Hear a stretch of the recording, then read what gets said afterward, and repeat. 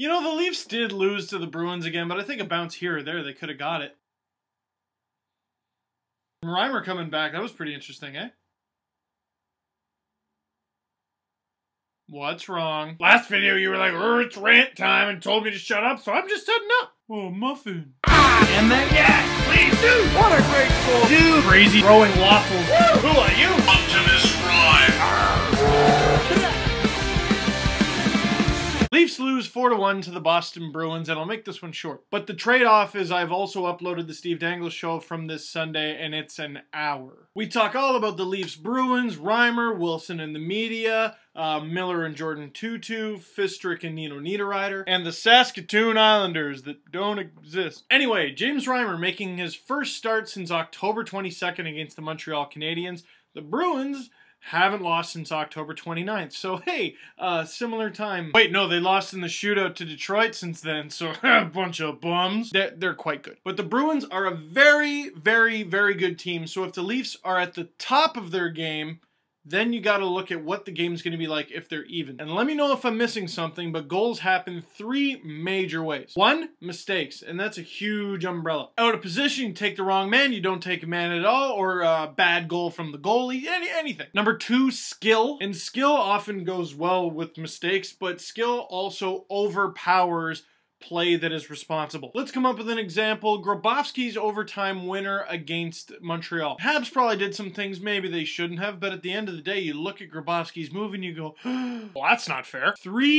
Dumb luck. Now, luck sometimes is also accompanied by mistakes. How about the goal Tosca allowed from the Islanders? They also say you gotta be good to be lucky. So that would be Ovechkin's rookie goal behind the back craziness against the Coyotes. Sometimes you're just damn lucky. So there were 5 goals this game. Let's look at them. Krejci's goal to go up 1-0. That was a mistake. No one had Krejci, and he just signed a contract extension that pays him an absurd amount of money, and a lot of that money is allocated for him to score goals. Number 2, Grabowski ties it at 1. I know it's the only Leaf goal, but luck. Now, it was a great shot, but not too many people can take a slap shot bar down from the knee at will. But again, you gotta be good to be lucky, so a little bit of good and a little bit of luck. Chris Kelly's goal, skill. Justin Fisher and I argue about this on the podcast. By the way, that link is in the underbar. I think Peverley meant to give it to Kelly, which makes that goal ridiculous. Third goal by Boychuk, a little bit of luck and skill. Skill can be great too, by the way. Brad Marchand coming in on Dion Phaneuf, just honey badger, just fighting him off, and then Phaneuf manages to clear it. Mistake, right to Johnny Boychuk, and he scores. Also, not a great goal for Reimer to let in, but he hasn't been in a game in over a month. He was gonna let one in like that. And number 4, Nathan Horton, mistake. Cody Franzen's covering Milan Lucic, which is hard enough, but he doesn't have a stick, so he follows him to the net, ends up screening Reimer. He doesn't see it at all. Bruins win 4-1. When you look at the score, 4-1, and it's pretty bad, but when you think about it in terms of the goals I just said, wasn't that far off. And this is why I didn't really want Reimer's first game back to be against the Bruins. They're on fire. So the first of 2 questions of the game, before the game, because now you can look back, but before the game, did you think starting Reimer was a good idea? I mean, regardless, not like it was his fault they lost. Number 2, Ron Wilson lied to the media. He told them that Gustafsson was going to start, and then Reimer started. What do you think of that? I know Wilson thinks it's hilarious because he joked about it on Twitter saying his favorite movie was Liar Liar. But some reporters, particularly on Twitter, got pissed. And I would love for someone to explain to me why. I mean, this is something we talk about on the radio show too.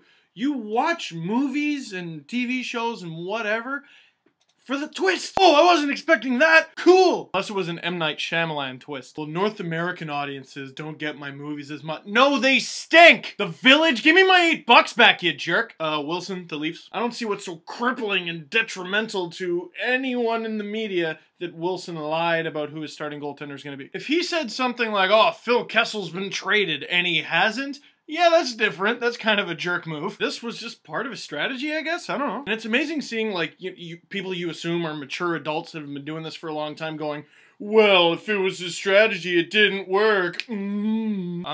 All right, sir. All right, you got thrown a curveball. Use your writing skills to make it more interesting. Gustafsson's the expected starter, but Reimer ends up being in net. And then imagine the Leafs won. And then, oh, the Leafs finally beat the Bruins for the first time in 4 games. They end their long streak. Reimer is first time back in forever. That's a great storyline. But they lost. So your storyline is, well, Ron Wilson lied about the goalie, and then that goalie lost. But you're not entitled to a great storyline. It's a hockey game. It's real life. life. It's not Survivor with some writer putting in immunity challenges. I don't know. Young guy, 23, maybe I don't know what I'm talking about.